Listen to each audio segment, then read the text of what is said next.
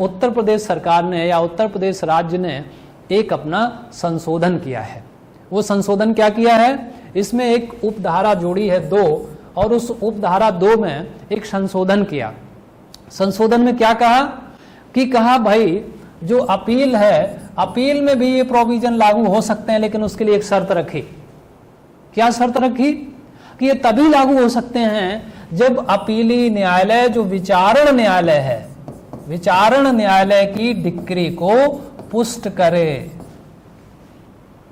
क्या शर्त यहां रखी गई कि अपीलेट कोर्ट भी सेक्शन 35A के तहत कोई डिफेंस या क्लेम वैक्सिशियस है या आपका सही नहीं है, मिथ्या है, गलत है, अगर उस आधार पर कोई अपील उसके यहाँ आयोजित की जाती है, अगर वह विचारण न्यायालय की डिक्री को पुष्ट करता है, और विचारण न्यायालय में हो सकता है उसमें मान लीजिए कॉस्ट या तो ना लगाई हो या कॉस्ट लगाई हो तो कम लगाई हो, तो ऐसी परिस्थिति में ये कहा कि भाई जो अपीली न्यायालय है, अपीली न्यायालय अगर विचारण न्यायालय की डिक्री को पुष्ट करता है और विचारण न्यायालय ने अगर कोई कॉस्ट नहीं लगाई है तो अपने डिस्क्रिशन या विवेकाधिकार का यूज करते हुए हर्जा अधिरोपित कर सकता है। दूसरा, अगर मान लीजिए विचारण न्यायालय ने कॉस्ट कम लगाई है या कॉस्ट ज्यादा लगाई है, ज्यादा तो खैर एक अलग की स्थिति जो कि 3000 तक का ही है, वहां अगर कॉस्ट मान लीजिए कम लगाई है तो कॉस्ट को इंक्रीज भी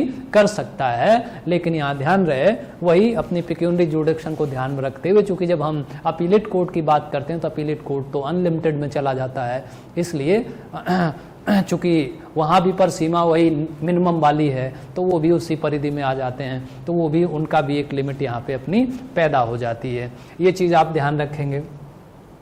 अब हम लोग आगे बढ़ते हैं कि एक और प्रोविजन है जो सेक्शन 35B CPC में है, जिसको हम कहते हैं विलंब को रोकने के लिए, डिले को रोकने के लिए जब कोई कॉस्ट आप इंपोज करते हैं, वो भी एक बड़ी महत्वपूर्ण चीज है। क्योंकि मैं समझता हूं कि दिन प्रतिदिन जो सबसे ज्यादा उपयोग आप करते हैं वो सेक्शन 35B का करते हैं। मतलब चाहे आप वो सिविल जज जूनियर डिवीजन के रूप में काम कर रहे हो, चाहे आप HJS कैडर में काम कर रहे हो, ये जो 35B है, 35B से आपको रोज आपको 2-4 होना पड़ता है। ठीक है, तो ये कौन सी है, फॉर प्रोटेक्टिंग डिले।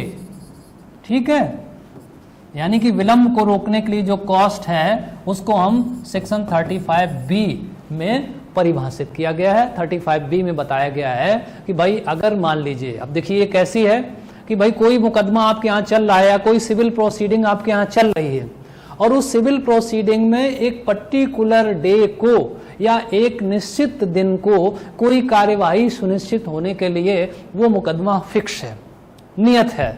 अब जब फिक्स है और उस पर्टिकुलर डेट पे मान लीजिए वो जो कंसर्न पक्षकार है, वो वादी भी हो सकता है, प्रतिवादी भी हो सकता है, उस कार्यवाही में भाग नहीं लेता है या उस कार्यवाही में भाग लेने से अपने आप को असमर्थ कहता है, तो ऐसी परिस्थिति में आप देखते हैं कि भाई उसकी तरफ से एडजर्नमेंट पेश किया जाता है, और एडजर्नमेंट के आधार पे आप क्या करते हैं, उसके ऊपर कॉस्ट अधिरोपित करते हैं। ये देखिए बड़ी इंपॉर्टेंट चीजें हैं, यहाँ आप ध्यान रखेंगे कि ये कब योजित करते हैं, कब इसको अधिरोपित करते हैं।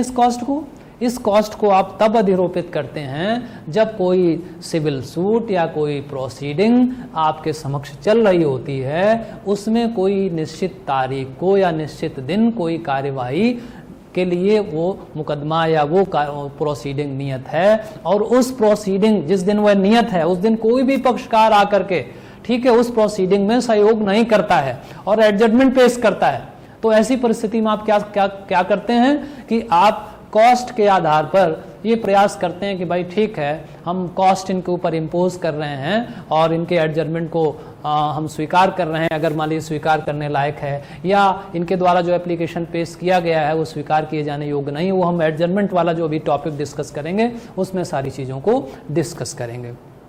तो ये आप यहाँ नियंत्रण रख सकते हैं कि भाई कैसे कैसे हम इसको करेंगे। अब देखिए इसमें एक बड़ी महत्वपूर्ण चीज़ें 2-3 हैं, उनको आपको ध्यान में रखना होगा कि इस धारा के तहत जो कॉस्ट यानी कि जो हर्जा आप अधिरोपित करते हैं उसके संबंध में देखिए दो चीजें बड़ी महत्वपूर्ण है, आपको ध्यान रखना होगा। पहली चीज क्या है कि इस धारा के तहत जो हर्जा आप आरोपित कर रहे हैं वो कैसा है, कंडीशन प्रेसिडेंट है, यानी कि पूर्वभाव शर्त है, एक पूर्ववर्ती शर्त है। आप ये कहें, हिंदी में क्या कह सकते हैं कि एक पूर्ववर्ती शर्त है। और दूसरा क्या यहां पे कहा गया, दूसरा ये कहा गया कि इस धारा के तहत जिस स्थिति को अगर आप उस पे कॉस्ट अधिरोपित करते हैं उसके एडजर्मेंट के ऊपर, तो वो जो कॉस्ट है अगली आने वाली जो तारीख है, यानी कि जो नेक्स्ट डेट है, नेक्स्ट फिक्स डेट है, उसको दे होगी। ध्यान रखेंगे, यानी कि आपने मान लीजिए आज 16 तारीख है या 17 तारीख है, 18 तारीख जो भी है, या आज 23 तारीख है, 23 तारीख को आपने कोई कॉस्ट इंपोज करी। जब 23 तारीख को आपने इंपोज करी और उस फाइल में फर्दर प्रोसीडिंग के लिए आपने मान लीजिए 5 जुलाई की डेट लगाई, तो 5 जुलाई को वो कॉस्ट कैसी है, दे होगी।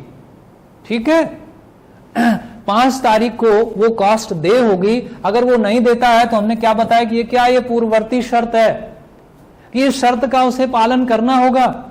अगर वो मान लीजिए कॉस्ट नहीं देता है तो ऐसी परिस्थिति में क्या होगा, भाई जिस प्रोसीडिंग के लिए आपने उसको अवसर दिया था वो अवसर उसका खत्म कर देंगे आप।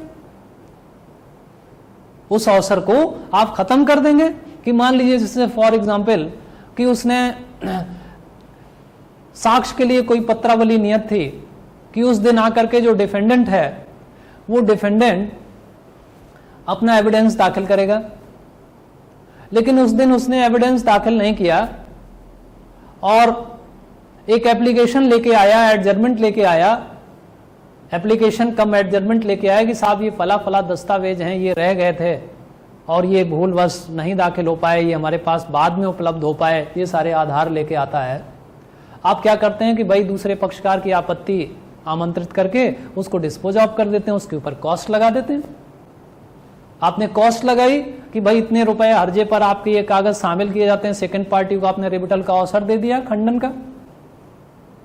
अब वो जो डेट है उस डेट को मान लीजिए वो उस कॉस्ट को अदा नहीं करता है, तो कॉस्ट जो अदा उसने नहीं की तो उसमें क्या होगा, चूंकि पूर्वभाव शर्त है, पूर्ववर्ती शर्त है, तो वो जो उसके दस्तावेज शामिल करने का आपने आदेश किया था वो ऑटोमेटिकली कैसा हो जाएगा, अपास्त हो जाएगा। आप एक फ्रेश ऑर्डर भी पास कर सकते हैं किसी असुविधा से बचने के लिए कि साहब इस धारा 35B के आलोक में चूंकि आपने ये हर्जा अदा नहीं किया है इसलिए आदेश दिनांकित फला फला स्वतः ये निष्प्रभावी हो गया और कार्यवाही जो फर्दर के लिए है वो चली जाएगी। लेकिन वो जो कॉस्ट आपने इम्पोज की है, मान लीजिए इस सेक्शन के तहत कोई कॉस्ट आपने इम्पोज की है और किसी कारण वो वसूल नहीं हो पाती है, तो इसके लिए आप ध्यान रखेंगे कि उसका जो अंतिम आप जब अंतिम न्याय निर्णय करेंगे किसी मुकदमे का, तो उसमें एक इसी में प्रोविजन किया गया कि एक आप सेपरेट ऑर्डर कर सकते हैं, एक पृथक आदेश कर सकते हैं। और वो आदेश कैसा होगा, जो सेक्शन 104 है, 104 CPC का, उसमें वो आदेश जो इस धारा के अधीन जो वसूली का है वो कैसा होगा, प्रवर्तनीय होगा। ठीक है, 104 में तो खैर अपील की बात की गई है, हम यहाँ बात कर रहे हैं प्रवर्तन की कि वो एक उसका एग्जीक्यूशन कराया जा सकता है, यानी संबंधित पक्षकार उसको उससे वसूल कर सकता है। तो ये चीज आपको यहाँ पर ध्यान रखनी होगी कि ये पूर्वभावी शर्त है और इस प्रकार से आप अपने उसको रोक सकते हैं। बाकी जो प्रैक्टिकल डिफिकल्टीज हैं वो भी हम आपको डिस्कस करेंगे। हम लोग आगे चलते हैं कि जो मिसलेनियस कॉस्ट है वो क्या होती है। अब देखिए मिसलेनियस कॉस्ट कौन कौन सी होती हैं। ये आपका CPC का ऑर्डर 20A है, 20A CPC, इसमें मिसलेनियस कॉस्ट की बात की गई है। अब देखिए मिसलेनियस कॉस्ट भी कुछ हो सकती हैं, जैसे मान लीजिए उदाहरण दें कुछ आपको कि सूट दाखिल करने से पहले आपने कोई लीगल नोटिस दी किसी को जो प्रेस्क्राइब्ड है किसी उसमें लॉ में। आप ऐसी भी नोटिस दे सकते हैं जो यद्यपि लीगली प्रेस्क्राइब नहीं है जिसका दिया जाना, लेकिन आपने नोटिस अगर दी है उसको। इसके अलावा आप देखते हैं कि भाई जो आप प्लेन प्रिंट वगैरह वगैरह जो भी दाखिल करते हैं उसको टाइप कराएंगे, उस पर भी आपका खर्चा आएगा, टाइपिंग वाइपिंग वगैरह वगैरह का। आप मान लीजिए अपने सूट को दाखिल करने के लिए कुछ रिकॉर्ड्स का इंस्पेक्शन करते हैं, उनकी कॉपी वॉपी वगैरह वगैरह लेते हैं, प्रमाणित कॉपियां। तो ये सारी जो चीजें हैं ये किस में आ जाएंगी? मिसलेनियस कॉस्ट में आ जाएंगी, प्रकीर्ण जो हर्जा है उसमें आ जाएंगी। आप इनको अधिरोपित कर सकते हैं और कंसर्न पार्टी को इसको अदा करने का आदेश पारित कर सकते हैं। ये चीज आपको ध्यान में रखनी होगी। अब हम लोग एक और जो हम लोगों ने अदर करके डिस्कस किया था उसको आप ध्यान रखेंगे। एक अदर प्रोविजन था, इसके लिए मैंने बताया था कि 2 सेक्शंस आपको देखने होंगे, 94 और 95 सीपीसी का। 94 देखिए किसकी बात करता है, आपको पता है? 94 सप्लीमेंटल प्रोसीडिंग्स की बात करता है। 95 क्या कहता है? 95 ये कहता है कि इससे ठीक पहले वाली धारा के अधीन अगर कोई गिरफ्तारी या जिसको हम अरेस्ट कहें, कोई अटैचमेंट जिसको हम कुर्की कहें, या कोई इंट्रिम इंजंक्शन प्रदान किया जाता है, और ये जो तीनों चीजें हैं ये गलत तथ्यों पर, यानी कि कंसील करके चीजों से, कंसील करके तथ्यों को आपसे प्राप्त कर लिए गए। अगर किसी वादी ने कोई अरेस्ट का कोई ऑर्डर, किसी अटैचमेंट का कोई ऑर्डर, या किसी इंट्रिम इंजंक्शन का कोई ऑर्डर बिना किसी पुख्ता आधारों के प्राप्त कर लिया है, और आप देखते हैं कि भाई जब एडजुडिकेशन आप करते हैं तो उस समय आप इन आधारों पर क्या कर सकते हैं? डिफेंडेंट पे, सॉरी प्लेंटिफ पे आप क्या कर सकते हैं? 50,000 रुपए तक का प्रतिकर लगा सकते हैं। कितनी यहां पर सीमा बताई गई? 50,000। तो ये देखिए अक्सर जानकारी नहीं रहती है, तो इसकी जानकारी अगर आपके पास रहेगी तो आप इसको टूल के रूप में प्रयोग कर सकेंगे। ठीक है, ये आपने मोटी मोटी चीजें देखी कि ये तो कॉस्ट की संकल्पना के बारे में था। अब हम लोग डिस्कस कर लेते हैं एडजर्नमेंट। एडजर्नमेंट का पहले कॉन्सेप्ट डिस्कस कर लेते हैं, फिर कॉस्ट और एडजर्नमेंट दोनों को साथ मिला करके जो प्रैक्टिकल प्रॉब्लम्स आपके सामने आएंगी उनको कैसे कैसे आप आगे बढ़ाएंगे ये आपको हम बताएंगे। तो आइए सबसे पहले हम ये देखते हैं